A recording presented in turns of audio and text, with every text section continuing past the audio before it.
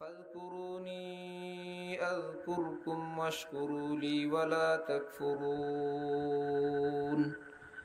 صدق الله مولانا العظيم. وقال رسول الله صلى الله تعالى عليه وسلم: إنما الأعمال بالنيات وإنما لامرئ ما نوى. فمن كانت هجرته إلى الله ورسوله فهجرته إلى الله ورسوله، ومن كانت هجرته إلى دنيا يصيبها أو امرأة يتزوجها فهجرته إلى ما هاجر إليه. وقال رسول الله صلى الله تعالى عليه وسلم: التائب من الذنب كمن لا ذنب له، أو كما قال رسول الله صلى الله تعالى عليه وسلم. মোহতারাম হাজিরিন, আমি আল্লাহ পাক রব্বুল আলামিনের পবিত্র কালামের এক অংশ বিশেষ তেলাওয়াত করলাম এবং হযরত রাসূল করিম সাল্লাল্লাহু আলাইহি ওয়াসাল্লামের হাদিসে পাক পাঠ করলাম। আল্লাহ পাক কোরআন শরীফ এবং হাদিস শরীফের পরিপূর্ণ নূর আমাদের সকলকে নসিব ফরমান। কোরআনে পাক এবং হাদিসে পাকের নূরে আমাদের জিন্দেগিকে সুন্দর করার, আলোকিত করার তৌফিক দান করেন।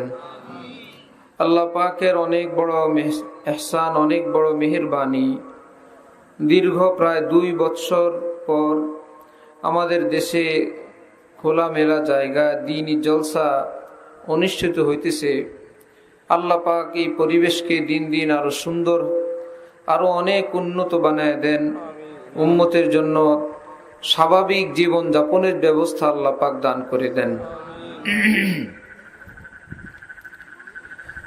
আমার ভাইরা, হযরত আম্বিয়ায়ে কেরাম মাসুম, ওনাদের কোনো গুনাহ নাই, নবুয়তের আগেও নাই, নবুয়তের পরেও নাই। নবীগণ ব্যতীত যত মানুষ পৃথিবীতে আছেন তাদের থেকে ভুল বিচ্যুতি, ছোট বড় গুনাহ হয়ে যাওয়া সম্ভব এবং হয়ে যায় স্বাভাবিকত, এটাই ব্যাপার। রব্বুল আলামিনের কালাম কোরআনে পাকে আল্লাহ পাক ইরশাদ করেন যে কোনো বান্দা যদি আল্লাহ পাকের কাছে তওবা করে, রব্বুল আলামিন বলেন যতবার বান্দা তওবা করে আমি আল্লাহ বান্দার প্রতি ততবার রহমত নাজিল করি। এই কথা মনে করা যে আমার এতবারের তওবা দ্বারা আল্লাহ পাক অসন্তুষ্ট হবেন, আমার তওবা ভঙ্গ হওয়ার দ্বারা এখন তিনি ক্ষিপ্ত, অসন্তুষ্ট, নারাজ হয়ে আছেন, বিষয়টা এমন না। বরং মা যেরকম নিজের সন্তানকে 1 বার 2 বার 3 বার যতবার সে পেশাব করে, পায়খানা করে, ময়লা করে, প্রতিবার সে পরিষ্কার করে, তখনও সে জানে যে কোনো মুহূর্তে বাচ্চা আবার নাপাক করবে। মা মনে মনে ভাবে আবার নাপাক করলে আমি তাকে আবার পাক পবিত্র করব, আবার সাফ করব, আবার করলে আবার সাফ করব। রব্বুল আলামিন বান্দার তওবার বরকতে বান্দাকে মাফ করে দেন, যদিও তিনি জানেন বান্দা আমার আবার গুনাহ করবে। আল্লাহ পাক বলেন আমার বান্দা আবার তওবা করলে আমি আবার মাফ করে দেব। এই জন্য এই তওবার বিষয়টা অনেক মুসলমান মনে করেন তওবা মানে হইল এমন তওবা যার পরে আর কোনো গুনাহ করা যায় না, অথবা গুনাহ হয়ে গেলে আগের তওবা কবুল হয় নাই। তওবা করার পর যদি আবার গুনাহ হয়ে যায়, কেউ মনে করে অর্থাৎ আগের তওবা আর হয় নাই, এটাই প্রমাণ। এটা ইসলামের সঠিক ব্যাখ্যা না। মনে করেন আমার আপনার ক্ষুধা লাগছে, আমরা খাবার খাই, খাবার খাইলে আমাদের পেট ভরলো, এই পেট ভরার পরে কি আমাদের আর ক্ষুধা লাগবে না? পরে ক্ষুধা লাগার কারণে আগের খাওয়াটা কি মিথ্যা?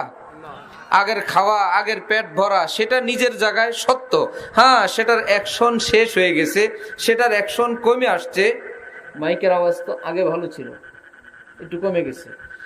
সে আগের খাওয়াটা শেষ হয় নাই, আগের খাওয়াটা দুর্বল হয়ে আসলে বান্দা যেরকম টের পায় যে আমার আগের খাওয়াটার শক্তি কমে গেছে, আবার খাওয়া দরকার, ঠিক বান্দা চোখের পানি দিয়ে আল্লাহ পাকের কাছে তওবা করলে অন্তর আত্মা টের পায় যে আমি ক্ষুধার্ত আত্মা, আমি আল্লাহ পাকের পক্ষ থেকে খোরাক পাইলাম। পেট যেরকম খাবার পাইলে বান্দা টের পায় আমার পেটে খাবার আছে। আল্লাহর কসম, কোনো পাপিষ্ট বান্দা যদি তওবা করে, কান্নাকাটি করে, মাপ চায়, তার আত্মাও খবর হয়ে যায় যে দীর্ঘকালের ক্ষুধার্ত আত্মা আল্লাহ পাক তাকে খোরাক দান করছেন। সে নিজে টের পেয়ে যায়। ঠিক এই টের পাওয়ার পর একটু তাজিগি, একটু সজীবতা, একটু সতেজতা, একটু দিনের প্রতি আবেগ আগ্রহ ভালো থাকবে। আস্তে আস্তে আস্তে আস্তে দুনিয়ার হারাম পরিবেশের কারণে আবার সেটা দুর্বল কমজোর হইতে থাকবে। মনে হয় যেন আবার গুনার দিকে মন বেশি বেশি ধাবিত হয়। আমার দাদা পীর, বিশ্বের মস্ত বড় এক বুজুর্গ, তিনি বলেন, আমার ভাই গাড়ি তেল নেয়, চলতে থাকে, লাল বাতি জ্বললে আবার ফিলিং স্টেশন তালাশ করে, ফিলিং স্টেশন থেকে আবার তেল ভরে, আবার চলতে থাকে। ঠিক এমনি ভাবে রব্বুল আলামিন পৃথিবীর নিয়ম রাখছেন, বান্দারা নেক আল্লাহওয়ালা বুজুর্গানি দিন, হক্কানি আলেম, তাদের থেকে দিনের কথা শুনবে তো যেন অন্তরের আল্লাহর মোহাব্বতের টাঙ্কি একদম ফুল হয়ে গেল। চলো নিয়ত করে বের হইলাম, আর গুনাহ করব না, আর নামাজ ছাড়বো না, আর জুলুম অত্যাচার করব না, স্ত্রী সন্তানের উপর অত্যাচার আর করব না। বেশ কিছুদিন ভালো যাওয়ার পর আস্তে টের পায় আমার সে আগের মতন হিম্মত তো এখন আর নাই, আমি তো কমজোর দুর্বল হয়ে গেছি। সে কাল বিলম্ব না করে যদি কোনো আল্লাহওয়ালার সোহবতে আবার যায়, কিছু সময় বসে, তার কথা শুনে, তার অশ্রুসিক্ত নয়ন দেখে, তার দোয়া মুনাজাত দেখে, তার বয়ান শুনে, অথবা কিছু সময় শুধু তার কাছে বসেও থাকে, কিছুক্ষণ পরেই সে অনুভব করবে, আলহামদুলিল্লাহ, যা ভুল করছি জীবনে আজকে আবার নিয়ত করলাম আর গুনাহ করব না। সুবহানাল্লাহ। আবার অনুভব করবে, আর বলবে না, আর গুনাহ করব না, আর গুনাহ করব না। এই যে বারবার সে তওবা করে আর তওবা ভঙ্গ হয়, আল্লাহ পাক কোরআনে পাকে বলেন, ইন্নাল্লাহা ইউহিব্বুত তাওয়াবিন ওয়া ইউহিব্বুল মুতাতাহহিরিন। শোনো, আমি আল্লাহ ভালোবাসি ওই সমস্ত বান্দাদেরকে যারা বারবার তওবা করে, বারবার তওবা করে, বারবার তওবা করে। এরা যেন ভয় না পায় এতবার তওবার দ্বারা আল্লাহ জানি কত অসন্তুষ্ট, বরং আল্লাহ বলেন বেশি তওবার দ্বারা আমি আল্লাহ বেশি সন্তুষ্ট। সুবহানাল্লাহ। আল্লাহ পাক বলেন, শুনো, তোমার জন্মের আগে যেরকম মা বাবা কতগুলো কাঁথা তৌলিয়া স্তূপ করে রাখেন, আমার বাবু হবে, আমার বাবু হলে পেশাব পায়খানা করবে, আমি তাকে সাফ সুতরা করব। এবং যদি কারো সন্তান না হয়, সে বড় আক্ষেপ করে, হা বাচ্চার পেশাব পায়খানা পরিষ্কার, আমার কপালে জুটলো না, আমি বুঝি পেশাব পায়খানা পরিষ্কার করতে পারলাম না, এই ভাষায়ও আমি বলতে শুনছি, হা হা আমার কপালে নাই বাচ্চাদের পেশাব পায়খানা পরিষ্কার করা। কি ব্যাপার? রব্বুল আলামিন হাদিসে কুদসিতে বলেন, এমন যদি হয় যে পৃথিবীর মানুষ কারো কোনো গুনাহ হয় না, এমনটা তো হবেই না, আল্লাহ পাক জানেন। যদি হয় যে পৃথিবীর কারো থেকে কোনো গুনাহ নাই, সব ভালো মানুষ, সব পরহেজগার, আর কারো গুনাহ না থাকার কারণে কেউ বলেও না আল্লাহ গুনাহ মাফ করেন, কারণ গুনাহই নাই, মাফ চাইবে কি? আল্লাহ বলেন, যদি এমনটা হয়ে যায়, কারো কোনো গুনাহ নাই, কারো কোনো তওবা নাই, ইস্তিগফার নাই, মাফ চাওয়াও নাই, আমি এগুলো সব মেরে ফেলবো, সব ধ্বংস করে ফেলবো। ভালো মানুষ মেরে ফেলবেন, এটা আবার কেমন কথা? এদেরকে জাহান্নামে দিবে না, দুনিয়া থেকে নিয়ে জান্নাতে পাঠিয়ে দিবেন, কিন্তু দুনিয়াতে থাকা লাগবে না, ভাগো এখান থেকে। তাহলে এমন মানুষ তৈরি করব যারা গুনাহ করতে চায় না, কিন্তু গুনাহ হয়ে যায়, চায় না গুনাহ করতে। আমরা আমাদের জামা কাপড়, যারা বড় মানুষ, আমরা কি ময়লা করতে চাই? সত্যি কথা বলেন, ময়লা করতে চাই, কিন্তু ময়লা হয় না। জীবনটাও ময়লা করতে চাই না, গুনাহ করতে চায় না, কিন্তু ময়লা হয়ে যায়, গুনাহ হয়ে যায়। হইলেই বলে আল্লাহ আপনি আমাকে মাফ করেন, আল্লাহ, তখন আল্লাহ বলেন আমি বলবো যা মাফ করে দিলাম। সুবহানাল্লাহ। আবার ওদিক থেকে আরেকজন বলে আল্লাহ আমার গুনাহ হয়ে গেছে, আল্লাহ বলেন যা তোকেও মাফ করে দিলাম। কেন? রব্বুল আলামিন বলেন আমি যে মাফ করতে পারি, আমি দেখাবো কেমনে, আমি যে গফফার, আমি নাম রাখছি আমার সাত্তার। সাত্তার অর্থ বান্দার গুনার উপর পর্দা দিয়ে বান্দার ইজ্জত হেফাজত করেন। বান্দা গুনাহ করে কাউকে দেখতে দেয় না, অসন্তুষ্ট বা ছেলের উপরে, মাকে বলছে তাকে খাবার দিবা না, ঘরে জায়গা দিবা না। এই মা কি আর না খাওয়ায় পারে? মা কেবল বাপকে পাহারা দেয়। বাপ ঘর থেকে বের হয়ে গেলে চুপচাপ ডাকে, খাবার খাওয়ায়। একটু পরে বাবা আসতে জিজ্ঞেস করে, আসছিল না? আসে নেই, বলে কি না? এই যে মায়ের এই গুণ, এটাকে বলে সাত্তারি। মা কেবল বান্দাকে, সন্তানকে লুকিয়ে রাখে। বাপ যদি পায় তো মাইর দিবে, বাপ পাইলে তাকে শাস্তি দিবে। আল্লাহ পাক বলেন, আমিও আমার বান্দার গুনাহগুলোকে এরকম ঢাইকে ঢাইকে রাখি। সমাজের লোক যদি পায় তাকে জুতা দিবে, ঝাড়ু দিবে, বেইজ্জতি করবে। আমি আল্লাহ বান্দার গুনার উপর পর্দা দিয়ে ইজ্জত হেফাজত করে রাখি। সুবহানাল্লাহ। আল্লাহ বলেন, আমি জানি সব, তারপরেও জানতে দেই না। হযরত ওমর ফারুক রাদিয়াল্লাহু তাআলা আনহুর যুগে একটা চোর ধরা পড়লে চোর বলল কি, হুজুর মাফ করে দেন, এটা আমার জীবনের প্রথম চুরি। হযরত ওমর বলেন, কশ্চিন কালেও হইতে পারে না, আমি জানি না তুমি কোথায় কি চুরি করছো।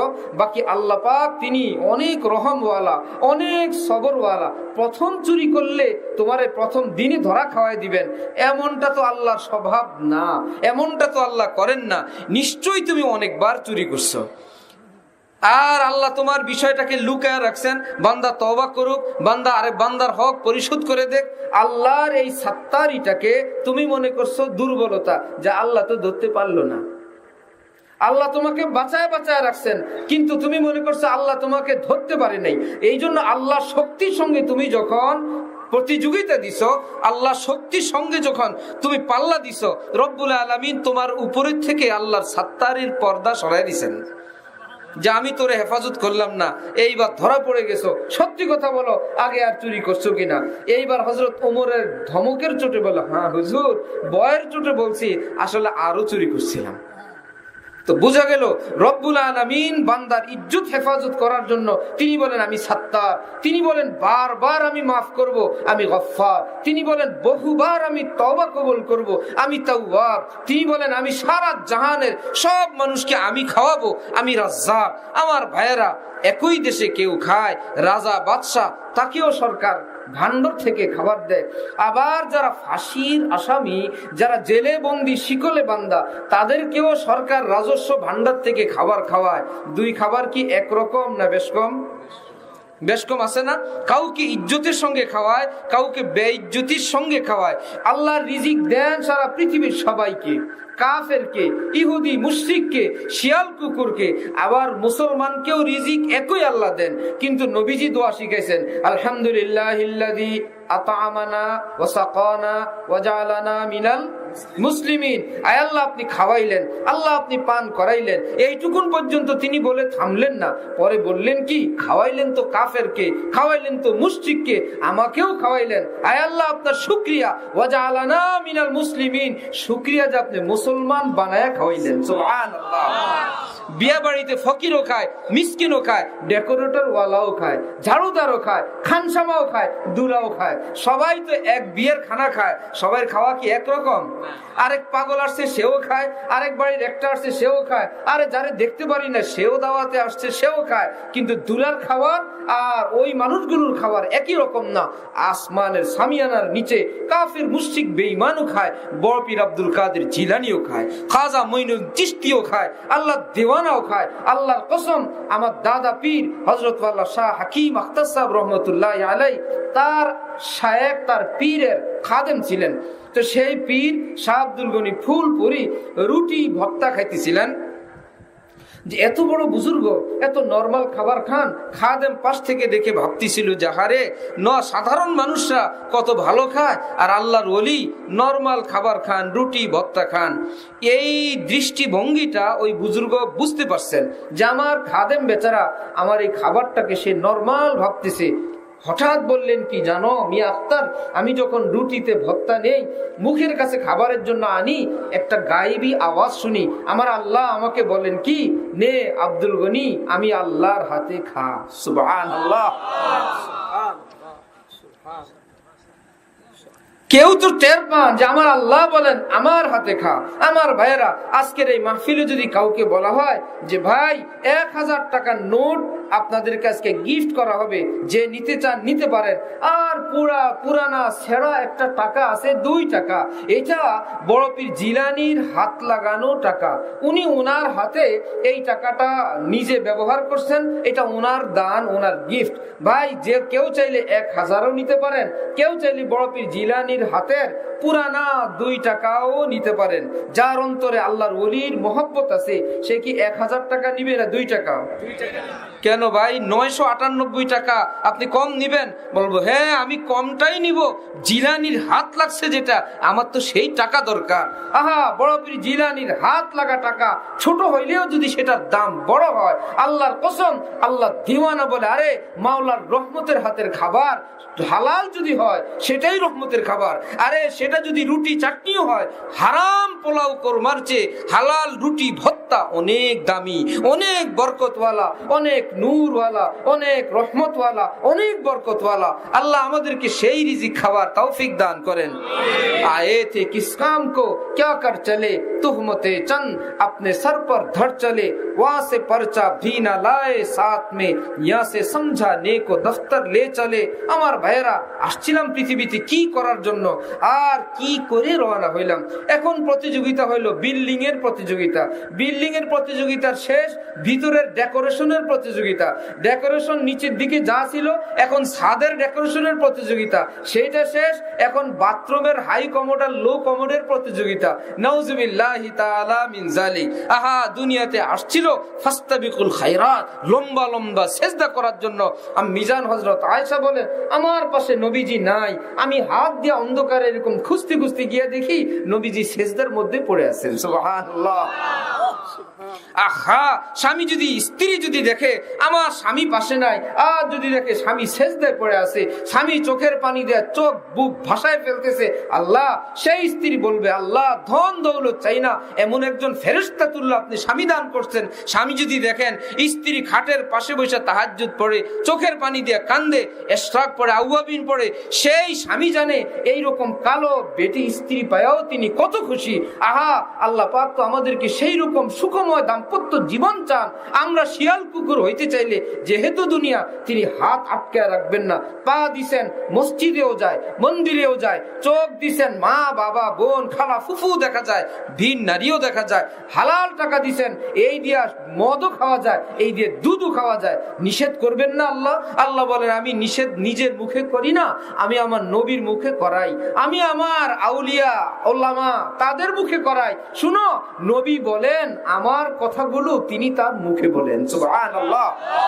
আলেম ওলামা কথা বলেন, আমি আল্লাহর কথাগুলো আলেমরা বলেন। আমি তোমাদেরকে পরীক্ষার হলে পাঠাইলাম, দুনিয়াটা কি পরীক্ষার হল। আবার পরীক্ষার হলে নকল বলার জন্য নবী রাসূল এবং ওলামায়ে কেরামকে পাঠিয়ে দিলাম। কোন পরীক্ষার হল আছে যেখানে মাস্টার সাহেব দাঁড়ায় বলবেন, এই লেখেন, এই তারপরে লেখেন, এই? এটা শিশু শ্রেণীর পরীক্ষা, ঠিক না? বলবে আর লিখবে। এইরকম বলার পর শিশু না বুড়া বয়স্করা যদি লিখতে না পারে, বলেন তো এর চাইতে পড়াকো বলার কেউ আছে? যে সারা মাস সারা বছর পড়ানোর পর আবার পরীক্ষার হলের ভিতরে আইসা দাঁড়ায় দাঁড়ায় বলতে থাকবে, এই এই এই বলেন, এটা বললে পাস। লেখা আছে বাংলাদেশের রাজধানী, নিচে 4টা ঘর, ঢাকা, চট্টগ্রাম, রাজশাহী, খুলনা। শিক্ষক দাঁড়ায় বলতেছে, ঢাকার মধ্যে টিক চিহ্ন দেন, ঢাকার মধ্যে টিক চিহ্ন দেন, পাস করবেন। সেই ঢাকা টুকুনের মধ্যে যদি কেউ টিক চিহ্ন দিতে না পারে, এর চাইতে পড়া কোপালার কি আছে? এই পৃথিবীতে আসার আগে আল্লাহ পাক রূহগুলোকে একত্রিত করছেন, আমি আপনি সেখানে ছিলাম। আল্লাহ নিজের নূর দেখায় বলছেন, আলাস্তু বিরব্বিকুম, আমি কি তোমাদের রব লাগি না? আমাদের রব বলতে ভালো লাগে না? আমি আপনি আমাদের সকলের আত্মা একত্রিত হয়ে বলছিলাম, বালা কে বলছে আপনি আমাদের রব না? আপনি আমাদের রব, আমরা আপনার বান্দা, আমরা আপনার গোলাম, আমরা আপনাকে ভালোবাসবো। আচ্ছা, আমাকে ভালোবাসতে চাও? কেমনে বাসবা? হাত নাই, পা নাই, চোখ নাই, অঙ্গ নাই, প্রত্যঙ্গ নাই, রুহের তো কিচ্ছু নাই। আল্লাহ পাক অঙ্গ প্রত্যঙ্গ দিয়ে দুনিয়াতে পাঠিয়ে দিলেন, যাও এবার ভালোবাসো। সুবহানাল্লাহ। ডিজাইন কি দিলেন, একদম আল্লাহু আকবার বলে সেজদায় লুটে পড়া যায়, আবার রুকু করা যায়, আবার দাঁড়ানো যায়। আবার বললেন দেখো আমার বন্দিগি করবা, ক্ষণে ক্ষণে তো ভিক্ষা করা লাগবে, বাটি পাইবা কই? 2 হাত একত্রিত করে বাটি বানানোর ব্যবস্থা করে দিছেন। সুবহানাল্লাহ। যখন যা লাগে বাটি দিলাম, বাটি তুলবা আমি দিয়ে দিব। হযরত ওমর বলেন আল্লাহ পাকের দরবারে যদি কেউ হাত উঠায়, আল্লাহ পাক সেই হাতকে এত মর্যাদা, এত সম্মান দান করেন, 7 আসমানকে আল্লাহ পাক বলে নিচে থাকো, আমার কাছে উঠানো এই হাতকে আমার কাছে আসতে দাও। সুবহানাল্লাহ। আমার বান্দা যা বলে আমি সব কবুল করব। উদুনি আস্তাজিব লাকুম, দোয়া করো যা মন চায় আমি সব কবুল করব। কোরআন শরীফের আয়াত, উদুনি আস্তাজিব লাকুম, আমার কাছে চাও আমি সব দিব। ভাই আমরা কি সব পাই দুনিয়াতে? সত্য কথা বলেন, সবকিছু কি পাই? তো আল্লাহ পাক বললেন যা চাইবা আমি সব কবুল করব। আল্লাহ বলেন আমি তো বলি নাই দিয়ে দিব। মাশাআল্লাহ, মাশাআল্লাহ। আমি বলছি কবুল করব, দিব তো বলি নাই। তুমি 15-16 বছরের ছেলে যদি বাপারে বলে আব্বা আমি বিয়ে করব, বিয়ের বয়স হয়েছে তার? কিন্তু সেই বেচারায় বলে পড়ছে। এক ছাত্র আমাদের, সে দেশে গিয়ে তার বাবা ব্যবসায়ী, বলে আব্বা আমি বিয়ে করব। সম্মানিত দিনদার মানুষ একদম ঘুরেন দিয়ে পড়ে বেহুশ হয়ে গেছে। জাল্লারে কি বলে এই ছেলে? আরেক বড় মানুষের ছেলে, সে নিজে পছন্দ করছে,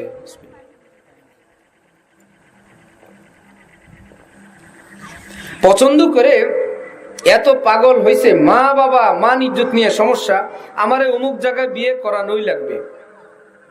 শেষে বিয়ে করাই দিছে। বিয়ের 5-7 বছর পর বর্তমানে ওই ছেলে আবার খেপা মা বাবার উপর, কেন বিয়ে করে না? ভাই তুমি না ভাঙচুর করলা। আমি ছোট মানুষ, আমি ভাঙচুর করতেই পারি, আমার বুঝ কম ছিল, তোমাকেও কি কম ছিল? হ্যাঁ আমি বুঝি নাই, তোমরাও কি বুঝো নাই? আমি বললেই করা দিবা। বুঝা গেল আমাদের সব চাওয়া ঠিক না। বুঝতেছেন? আমাদের সব চাওয়া কি না ঠিক না। এক সময় একটা চায়া বসে 16 বছরের ছেলে বাড়ি গিয়ে বলে বিয়ে করব, বাপ বেহুশ। আরেক বছরে বিয়ে করাই দিছে, এখন সে উল্টা ভাঙচুর করে, কেন বিয়ে করাইলা? আল্লাহ বলে আমি যদি বলি যে যা চাইবা, বাপরে মাইকের চেয়ে কঠিন আওয়াজ। এই বাচ্চাগুলি ওরা বড় মনে করে এখানে আওয়াজ আসে না, এখানে তো মাইক চলে। ছোট মানুষদেরকে খুব সুন্দরভাবে। তো আল্লাহ পাক বলেন যা চাইবা আমি তাই দিয়ে দিব। আমি তো এরকম ভুল করতে পারি না। হ্যাঁ আমি যা চাইবা, আমি একটা কাজ করব, তোমাদের এই চাওয়া আমার কাছে বড় প্রিয়, বড় আদরের, বড় মায়ার, আমি চাইলে ফেরত দিতে পারি না। শোনো তোমার চাওয়াটা আমি কবুল করলাম, কিন্তু দিব এইভাবে, আজকে না কয়েকদিন পরে। সুবহানাল্লাহ। কিন্তু সেই চাওয়াটা দিব এইভাবে না, তুমি চাইলা একটা, আমি এর চাইতে ভালোটা দিব।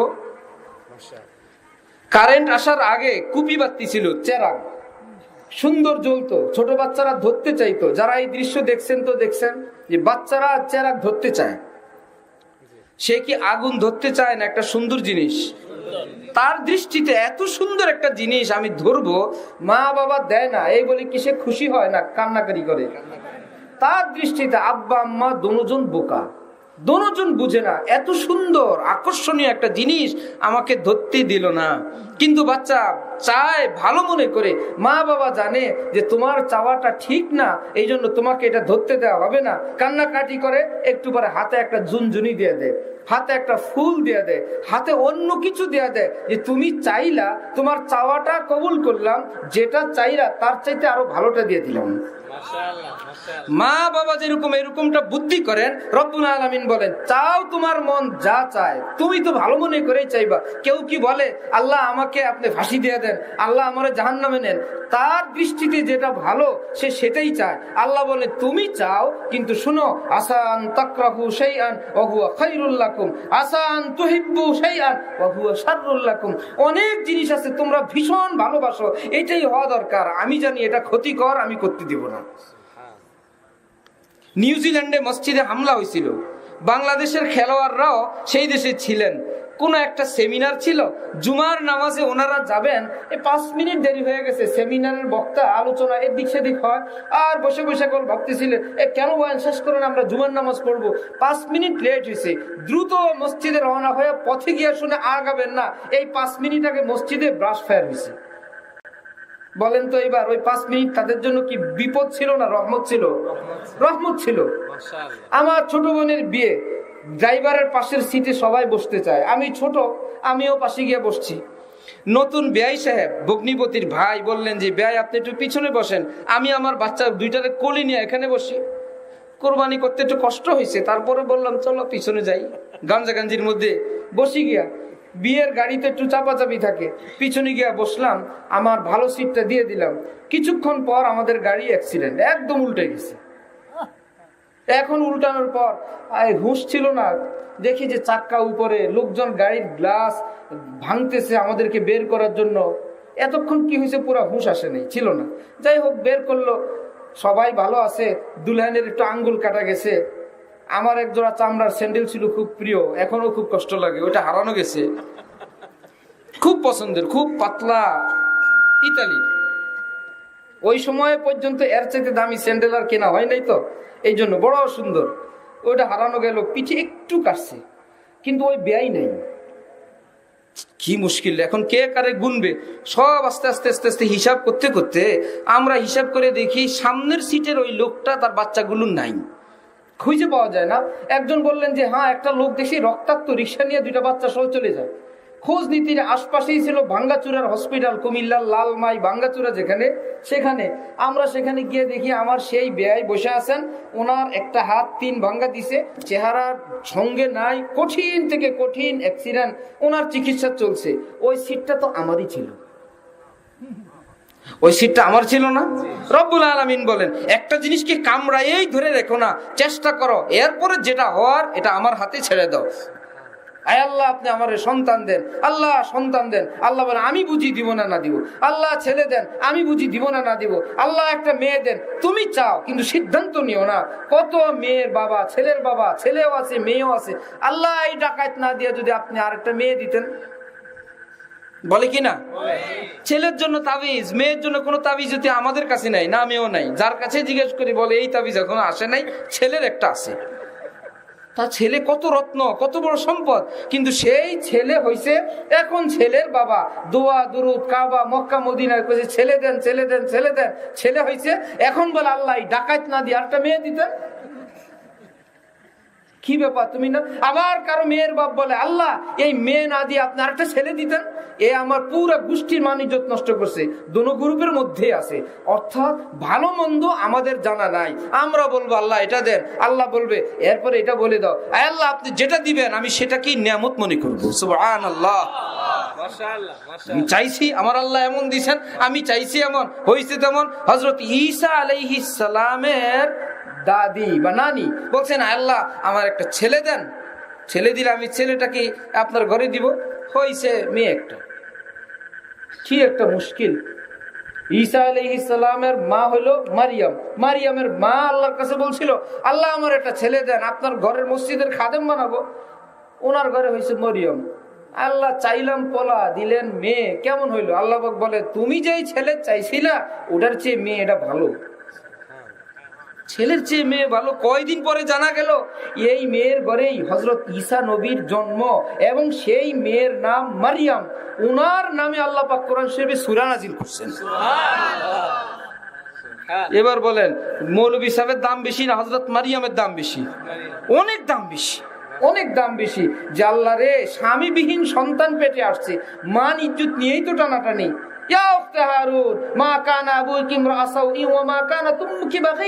সবাই বলতেছে আরে এই মেয়ে তোমার কি হইলো, তোমার গোষ্ঠীগতি তো ভালোই ছিল, বিয়া নাই শাদী নাই, একটা ছেলে হইলো কোত্থেকে? উনি বলে আহা এই দিন আসার আগে আমার একটা মৃত্যুই হয়ে যেত, পেটের ব্যথা উঠছে।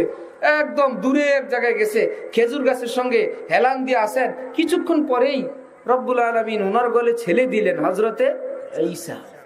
লাগছে ক্ষুধা, পানির পিপাসা, আহা রব্বুল আলামিন বললেন এত কিছু মিটাবে? খেজুর গাছে তো খেজুর আছেই। ওয়াহুজ্জি ইলাইকি বিজিজিন নাখলা, তুসাকিত আলাইকি রুতাবান জানিয়া, খেজুর গাছের ডাল নাড়া দিলে খেজুর পড়বে, খেজুর খাও। মুফাসসিরিনরা বলেন যে আল্লাহ বাপ ছাড়া স্বামী ছাড়া ঈসা নবী দিলেন, খেজুর দুগা ফেরেশতা করে দিয়ে পাঠিয়ে দিলে কি হইতো? মহিলার মাত্র বাচ্চা হইলো, বলে তুমি গাছ লাড়া দিয়ে খেজুর খাও। আল্লাহ বুঝাইলেন রিজিকের ব্যাপারটা তো ফাও ফাও আসে না, একটু কষ্ট করে খাওয়ার লাগে। ঈসা তো আমার বিশেষ ব্যাপার, খাওন দাওয়ান এরকম ঘরে বসে থাকলে হবে না, একটু কষ্ট করে খাওয়া লাগবে। কিয়ামত পর্যন্ত মানুষ কি শিখাই দিয়েছেন যে না আল্লাহ রিজিক দাতা, সুতরাং আমি ঘরে বসে থাকি, কাজ হবে না, নামাজ শেষ, ওয়াবতাগু মিন ফাদলিল্লাহ, এবার যাও চাকরিতে যাও, দোকানদারিতে যাও, কাজে যাও, আর বলো আল্লাহ আপনি ফজল দান করেন। চোরে কি চুরি করা মালকে বলতে পারে এটা আমার আল্লাহর দয়া? চোরা মালরে আল্লাহর দয়া বলা যায় না, ঘুষখোরের ঘুষকে আল্লাহর দয়া বলা যায় না। আগে বলা যাইতো না, এখন যে আপডেট দুনিয়া আসছে, এখন বলে কি জানেন, ইনশাআল্লাহ নামাজ পড়তে দিব না, ইনশাআল্লাহ। আমার আপন চাচা এক মসজিদের ইমাম, মহল্লার এক মুরব্বী এসে বলতেছে না হইল না, না আশাটা পূরণ হইল না। কি হয়েছে মুরব্বী? নাতিটারে স্কুলে দিছিলাম, ভাবছিলাম সে ডাক্তার ইঞ্জিনিয়ার হবে, এখন এবছর 80 পড়ে, তারে ধরছে শয়তানি। কি শয়তানে ধরলো? এখন সে বলে সে নাকি মাদ্রাসায় পড়বে। শয়তানি কি নাতিরে ধরছে না দাদারে ধরছে? দাদারে ধরছে। দাদা বলে নাতিরই শয়তানে ধরছে, শয়তানে ধরে এখন নাতি আর স্কুলে পড়বে না, এখন কোথায় পড়বে? মাদ্রাসায় পড়বে। এইরকম একটা ভালো কথা রে শয়তান দাদা বলার সময় বলে কি শয়তানে ধরছে নাতিরে, এইরকম দাদা সমাজে আছে না নাই? আছে। ধরছে নিজেরই শয়তান, এই শয়তান আরেকজনের বুতের উপর চাপায়। হারাম কাজে বিসমিল্লাহ বলা কি নাই? জায়েজ নাই। হারাম কাজে ইনশাল্লাহ বলা জায়েজ নাই, বরং কাফের হয়ে যাওয়ার আশঙ্কা। হারাম কাজে যদি কেউ বিসমিল্লাহ বলে, ইনশাল্লাহ বলে, বেঈমান হয়ে যাওয়ার আশঙ্কা। কিন্তু হারাম কাজ করলে বেঈমান হবে না। চুরি করলে কাফের হয় না, নামাজ বাদ দিলে মুশরিক হয় না, বেনামাজি চোর গুন্ডা সমাজে অভাব নাই, কিন্তু বেঈমান না। কিন্তু যদি বলে যে না এই চুরি করা হালাল, নামাজ বর্জন করা জায়েজ, অমুক হারাম, মদ খাওয়া হালাল, এইরকম একটা পয়েন্টে যদি উল্টে দেয়, সঙ্গে সঙ্গে বেঈমান, সঙ্গে সঙ্গে কাফের। মানতে হবে ইসলাম ইসলাম, আমি মানতে পারি না, এটা অনেক ভালো, এইটুকুন শরীয়ত, কিন্তু আমি মানতে পারি না, এইটা ভালো। কিন্তু যদি মানে অনেক, এক দুইটা পয়েন্টে গিয়ে বলি আধুনিক পৃথিবীতে পদ্মা পশিদা, এইটা তো আমার বুঝে আসে না, আল্লাহর উচিত এটাকে বন্ধ করে দাও। যারা আল্লাহকে ধন্যবাদ দেয় তারা বলে আল্লাহর উচিত। থাকে তো কাফের মুশরিকদের সঙ্গে, ইহুদিদের সঙ্গে, তারা প্রতি বছর ধর্মের কিতাব পাল্টায়, বসে বসে মিটিং করে বলে না এটা চলবে না, এটা একটু চেঞ্জ করো। আসমানি কিতাবরে শুধু জমিনের কিতাব বানায় নাই, পাতালের কিতাব বানায় ফেলছে। ছিল কি আসমানি কিতাব, সেটারে নিজেরা কাটতে এখন আর জমিনের কিতাব না, এখন পাতালের কিতাব হয়ে গেছে। সব নিজেদের মন মতন। ধর্ম হইল সবাই পরামর্শ করে ধর্মের কিতাবে লেখে তারপরে সেটা আমল করে। যদি দেখে এর মধ্যে একটু কষ্ট, আবার এর মধ্যে আরেকটু কমায়, আবার পরের বছর দেখে আরেকটু কষ্ট, আবার কমায়। এটাকে আসমানি কিতাব। কোরআন শরীফের ব্যাপারে রব্বুল আলামিন বলেন এখানে কারো হাত দেওয়া, এখানে কারো লোকমা দেওয়া, এখানে কোনো ধরনের সংশোধনী করার পারমিশন কিয়ামত পর্যন্ত দেই নাই। আমি নাজিল করলাম, আমি হেফাজত করব। সুবহানাল্লাহ। যাই হোক নাই হোক, গলত কাজে কি করা যাবে না? ইনশাল্লাহ বলা যাবে না। হারাম কাজেও ইনশাল্লাহ বলা যাবে না। কিন্তু সমাজের পরিস্থিতি এখন এমন কঠিন ভাবে পরিবর্তন, এখন হারাম কাজেও কি বলে? ইনশাল্লাহ বলে। নাজায়েজ কাজেও ইনশাল্লাহ বলে। কারণ মুসলমান। এই জন্য সৌদি আরবে একবার একটু স্বর্ণ নিয়ে গেছিলাম যে পুরানটা বিক্রি করব, নতুন কিছু কিনবো। আংটি কিনা নিলাম, ঢাকার স্বর্ণ। ওই বেচারা একটা ছুরি দেয়া কেচির মতন আমার আংটির নিচের অংশটা কাটলো, কাইটা এক পাশে ফেলা দিল, উপরের অংশটা রাখলো, বললেন হাজার জাহাব ও হাজা খারবান। কি ব্যাপার? যে উপরেরটা আছে কোন রকম স্বর্ণ, নিচের যে গোল রিং, কুল্লু বাঙালি খারবান আল্লাহ। বাঙালি বড় 2 নম্বর। এই রিংটা তোমার, এটা তো স্বর্ণ না, এটা তামা পিতল দেয়া রিং বানায় দিছে। কাইটা ওটা ফেলাই দিল। আমি আপনি কিনছিলাম ওটা কি তামা হিসাবে না স্বর্ণ হিসাবে? আবার স্বর্ণের দোকানে যান, 18 ক্যারেট, 21 ক্যারেট, 22 ক্যারেট, 24 ক্যারেট, সব কটার নাম কি? স্বর্ণ। সনাতন স্বর্ণ, এরপরে হলো 18 ক্যারেট। সনাতনের মধ্যে 16 আনায় 8 আনা টিকবে, বাকিটা নষ্ট। তো ঠিক এই স্বর্ণের মধ্যে যেরকম সব এক নামে স্বর্ণ, ঠিক মুসলমানদের মধ্যেও সব আমরা মুসলমান, কিন্তু ওই স্বর্ণকারের কোষ্ঠী পাথরে ঘষা দিলে যেরকম এইরকম ক্যারেট বের হয়ে যায়, কোরআনের জন্য কোষ্ঠী পাথর, কোরআন হইল কোষ্ঠী পাথর, হাদিস হইল কোষ্ঠী পাথর। এর সঙ্গে আমার আপনার জীবনটা ঘষা দেওয়ার পর দেখা গেল আরে নামে তো মুসলমান, না আমল আছে, না এলেম আছে, না নামাজ আছে, না সহি আকীদা আছে, কাফের না। ওইটা এমন না যেটা স্বর্ণ না, স্বর্ণ কিন্তু একদম অল্প টিকবে। আর যদি সাহাবাই কেরামকে একটু কোষ্ঠী পাথরের সঙ্গে টিপ দেয়, রব্বুল আলামিন বলে আরে ওখানে চেক করা লাগবে না, রাদিয়াল্লাহু আনহুম, আমি আল্লাহ দুনিয়াতেই এদের রেজাল্ট আউট করে দিছি, আমি তাদের সবার উপরে খুশি। সুবহানাল্লাহ। এরাও মুসলমান, ওনারাও মুসলমান, আমরাও কি মুসলমান। এই যে এত আকাশ পাতাল বেশ কম, কিন্তু আল্লাহ পাকের দয়া কি, তিনি দেখেন যে কিয়ামতের সময়, কিয়ামতের আগে এখন যে নামের মুসলমান, এই মিটি মিটি ইমান আছে এমন মুসলমান আছে না ভাইরা? আল্লাহ পাক বলেন এত সত্ত্বেও কাউকে তুমি বলতে পারবে না আমি হুজুর, আমি পরহেজগার, অমুকে নামাজ রোজা পড়ে না, ও খারাপ। আল্লাহ পাক বলেন না, এটা বলার পারমিশন নাই। ইন্নামাল মুমিনুনা ইখওয়া, ঈমানদাররা তোমরা সবাই পরস্পর একে অপরের ভাই হও। সুবহানাল্লাহ। বেনামাজ ঈমানওয়ালা তোমার ভাই হয়, বেরোজগার ঈমানওয়ালা তোমার ভাই হয়, দাড়িবিহীন ঈমানওয়ালা তোমার ভাই হয়। আল্লাহ পাক বলেন আমি বুঝি তোমার পরিচয় ঈমান নিয়ে। এই জন্য আমার ভাইয়েরা, সারা দেশে আমরা যেখানেই যাই দেখি যে মুসলমানদের মধ্যে অসংখ্য দল। এত শহরের আশপাশ গেলে এরকম করে হুজুরের মাথা থেকে পা পর্যন্ত দেখে টুপি কোন তরিকার, জামা কোন তরিকার, পাগড়ি কোন তরিকার। এক গ্রুপ আছে ওয়াজে বসে বসে না আজকে তো হুজুর অমুক কথাটা বললো না। বলেন তো হুজুরের ওয়াজের মধ্যে বলা ইসলামের কথা বেশি বলে না বেশি থাকে? বেশি বাকি থাকে। পুরা ইসলামে তো বাকি, একদিনের অল্প একটু ওয়াজের মধ্যে কয়টা কথা বলে, পুরা ইসলামে তো থেকে গেল। কেউ যদি নিজের চয়েস নিয়ে বসে থাকে, অমুক কথাটা তো বললো না, সবাই যদি বসে থাকে দেখবে যে আরেকজন বলবে আরে অমুকটা তো বলে নাই, আরেকজন বলবে হ্যাঁ এটাও তো বলে নাই। এটা কি আদব? আরে ভাই বলে নাই কি সেটা বাদ দাও, যেগুলো বলছে এখানে ইসলামের খেলাফ কিছু বলছে কিনা সেটা দেখো। বলে নাই কি কি, হ্যাঁ যার মাথায় তবলিগ, তবলিগ বললো না, যার মাথায় জেহাদ, জেহাদ বললো না, যার মাথায় পীর মুরিদি সেটা বললো না, যার মাথায় একটু গরম গরম ভাব, গরম গরম কোনো ওয়াজ করলো না। আরে ভাই নিজের পছন্দ নিয়ে বসা এটা আদব না। আদব হলো এই যেটা বলা হলো এর মধ্যে আমার জন্য কিছু হাসিল করার কিছু আছে কিনা, আমি মুসলমানদেরকে ভালোবাসা শিখলাম কিনা, আমি আমার স্ত্রী সন্তান থেকে জুলুম করা থেকে বিরত হওয়া শিখলাম কিনা, আমি আমার নিজের ভুল জীবনের ঘুম থেকে ভাঙ্গা উঠলাম কিনা, শিখলাম কিনা। হ্যাঁ জীবনের অনেক সামান্ত পাওয়া গেছে, শুকরিয়া আদায় করা চাই। আল্লাহ পাক আমাদের সবাইকে তৌফিক দান করেন। আমরা রুহের জগতে ছিলাম, মনে আছে? আল্লাহ পাক বলছেন আমারে ভালোবাসবা, বললাম ভালোবাসবো। আচ্ছা যাও, হাত পা দিলাম, দুনিয়া পাঠায় দিলাম।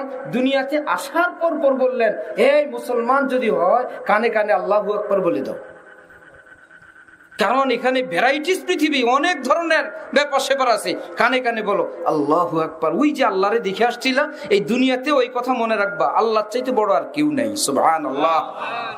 আল্লাহই বড়, আল্লাহই বড়। হ্যাঁ আল্লাহু আকবার বলছে, তারপরে বলো সবার আগে কালিমা শেখাও, লা ইলাহা ইল্লাল্লাহ মুহাম্মাদুর রাসূলুল্লাহ। বাচ্চা ভাঙ্গা ভাঙ্গা শব্দে। এইবার বাপ মা নামাজ পড়ে, বাচ্চাও পাশে সেজদা করে, মা হিজাব পরে, ছোট্ট মেয়ে বাবু সেও হিজাব পরে, বাবা টুপি পরে, ছেলেও টুপি পরে। শিখে দেওয়া লাগে না, নিজে নিজেই শিখে। আর যদি দেখে না বাপ স্টাইল করে, ছেলে এর চাইতে বড় স্টাইল করে, যদি দেখে মা স্টাইল করে, মেয়ে আরো স্টাইল করে। এই জন্য কে কি শিখাবেন, নবী বলেন তুমি তোমার আমল আখলাক চরিত্র দ্বারা সিদ্ধান্ত নাও তোমার সন্তানকে তুমি কি শিখাবা। এইবার বাচ্চা বড় হওয়া শুরু হলো, আল্লাহ পাক বলেন তোমার উপর দিন শিখা ফরজ, তোমার সন্তানকেও দিন শিখানো ফরজ। না মা বাবার ফরজ পরিমাণ এলেম, না সন্তানের ফরজ পরিমাণ এলেম, এরপরেই তো জায়গায় বেজাগায় ইনশাল্লাহ শুরু হয়ে যায়। কি ভাইরা, আমি এই জন্য একটা গল্প বলি যে আমাদের সমাজের সর্বস্তরে কষ্ট, পেরেশানির, অশান্তির, কয়টা বাজে? 11:30 শেষ করে দিয়েছি। বিসমিল্লাহ নেন। এক লোক পানির মধ্যে, ঝড়ের মধ্যে পড়ে সাগরে পড়ে গেছে, হাবুডুবু খায় আর বলে কি, আল্লাহ যদি তুমি এই ঢেউ থেকে আমারে বাঁচাও, 1000 লোকের বিরিয়ানি খাওয়াবো। ঢেউ একটা আইসা এই বেটারে এক বাড়ির চোটে কিনারে নিয়ে গেছে, তীরে, এখন অল্প পানিতে দাঁড়ায় গেছে। এইবার হাটে আর বলে কিসের বিরিয়ানি?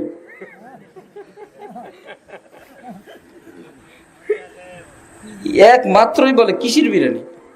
বাতাস আরেকটা আইসা এক পিটানে আগের চাইতে আরো দ্বিগুণ মধ্যসাগরে নিয়ে, পরিস্থিতি আরো জটিল। এখন সেই বলে, আল্লাহ তুমি কি বুঝা আমার এখানে নিয়ে আসলা? আমি তো তোমারে জিজ্ঞাসা করছিলাম কিসের বিরিয়ানি, গরুরটা না মুরগিরটা? আল্লাহ বুঝে নাই কিসের বিরিয়ানির অর্থ? ব্যাখ্যা করে দিলে হয়ে যাবে? দুনিয়াতে আসার আগে বলছিলাম আল্লাহ আমরা আপনারে ভালোবাসবো, নাকি কেউ বলেন নাই? আছেন কেউ? কেউ নাই যে বলে নাই আল্লাহ পাঠান, একদম ভালোবাসবো। আসার পর বেটা হয়ে গেছে, হাত পা অঙ্গ প্রত্যঙ্গ দেখি মাশাল্লাহ, যেদিক যায় যায় তো মাশাল্লাহ, ঠ্যাং তো মন্দিরেও যায়, মসজিদেও যায়, চোখ ভালো দিকেও যায়, মন্দ দিকেও যায়, হালালও কামান যায়, হারামও কামান যায়। কিসের ইসলাম? কিসের কোরআন হাদিস? কিসের হুজুরগিরি? রব্বুল আলামিন বলেন, মান আরাযা আন যিকরি ফাইন্না লাহু মাঈশাতান যানকা। ও তো মধ্য সাগরে গেছে, ওকে দেখা যায় তোর জীবন জাহান্নামের আগুনে হাবুডুবু খাবে, কেউ টের না পাইলে তুমি টের পাও। নিজেই বলে হুজুর ঘরে শান্তি নেই, হুজুর দিলের ভিতরে শান্তি নেই, হুজুর নামাজ রোজায় মন বসে না, হুজুর মন চায় ফাঁসি দিয়ে মরে যায়, হুজুর দুনিয়া যে কি অবস্থা, কি ব্যাপার? কোন আল্লাহর ওলি বড় পীর জিলানী তো ফাঁসি দিয়ে মরে নাই, কোন খাজা মঈনুদ্দিন চিশতিও ফাঁসি দেয় নাই, বরং তারা বলে আল্লাহ আরো বেঁচে থাকতে চাই, দুনিয়াতে তো দ্বিতীয়বার আর আসা যাবে না, গেলে তো গেলাম, আল্লাহ হারাম দুনিয়ার ভিতরে আমি সেজদা করব, আপনি দেখবেন এটা আমার বড় ভালো লাগে। সুবহানাল্লাহ। বেনামাজির মধ্যে আমি নামাজ পড়বো, এটা আমার ভালো লাগে, বেপরদার মাঝে আমি পর্দা করব, হে আল্লাহ আমার এটা ভালো লাগে। আহা, রব্বুল আলামিন নিজের অঙ্গ প্রত্যঙ্গ দিলেন আল্লাহকে ভালোবাসার জন্য, এত সুন্দর জিহ্বা দিলেন, চতুর্দিকে দুশ্মন দাঁত, মধ্যখানে নরম একটা জিহ্বা, এই দুশ্মনের মধ্যে সে চলাফেরা করে, কাটে না। দাঁত কি অল্প স্বল্প শক্ত জিনিস? আস্ত হাড্ডি চুরমার করে ফেলে। এই দুশ্মনের মধ্যে জিহ্বা বেচারা খেলাধুলা করে। আল্লাহ পাক বলেন এই পলিসি এবং এই বুদ্ধি তো আমি শিখিয়ে দিলাম। সুবহানাল্লাহ। এই দুইটা ঠোঁট তো আমি দিলাম। আলাম নাজআল লাহু আইনাইন ওয়া লিসানান ওয়া শাফাতাইন, ওর দুইটা চোখ আমি দেই নাই? এই সুন্দর ঠোঁট দুইটা আমি দেই নাই? এই জিহ্বাটা আমি দেই নাই আমাকে ডাকার জন্য? বুঝা গেল আল্লাহ ওই যে ওয়াদা নিয়ে দিছিলেন এখানে এসে সব ভুলে গেছে, মনে করে আমি বেটা হয়ে গেছি। বেটা হয় নাই, যে বেটাগিরি দেখায় তাকে জিজ্ঞাসা করেন, সে বলবো হুজুর 3 দিন ধরে বউ খুঁজে পাই না।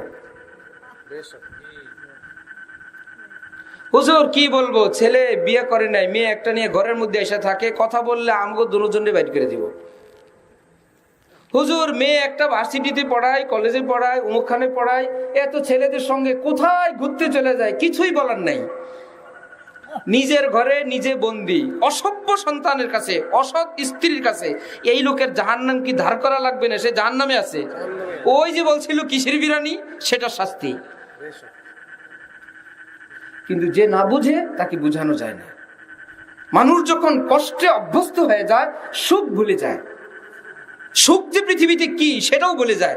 সেই লোক যখন রোগ থেকে মুক্ত হয়, এক আলেমের মায়ের চোখে ছানি পড়ছে, দীর্ঘদিন না দেখতে না দেখতে না দেখতে না দেখতে না দেখতে একদম অন্যরকম। এখন চোখের ছানি অপারেশনের পর বেশ কয়েক বছর পর নিজের মাথার কাছে ছেলেকে দেখা বলে, মাহমুদ তুমি তো বুড়া হয়ে গেছো। কতদিন ছেলেকে দেখে নাই, ওই চোখের ছানি অপারেশন করার পর হঠাৎ করে নিজের সন্তানকে দেখছে। আরে দাড়ি চুল দেখছিলাম আমার ছেলের কালো কালো, এখন আজকে দেখি সাদা হয়ে গেছে। মানে বেশ কিছুদিন থেকে সে অন্ধ ছিল। ঠিক গুনার পর্দা পড়তে পড়তে পড়তে পড়তে জীবনে যে শান্তি কি জিনিস আমরা ভুলে গেছি। আমার ভাই, কেউ যদি শান্তি চায় এই পৃথিবীতে, এই আজকের এই ছোট্ট মাহফিল থেকে, জলসা থেকে আমরা যদি হিম্মত করি, ছোট্ট একটা আমল, আজকে রাতে ঘুমানোর আগে বালিশে মাথা রেখে আল্লাহর কাছে কেবল বলবো, আল্লাহ আজকে পর্যন্ত জীবনের যত গুনাহ আমাকে মাফ করে দেন।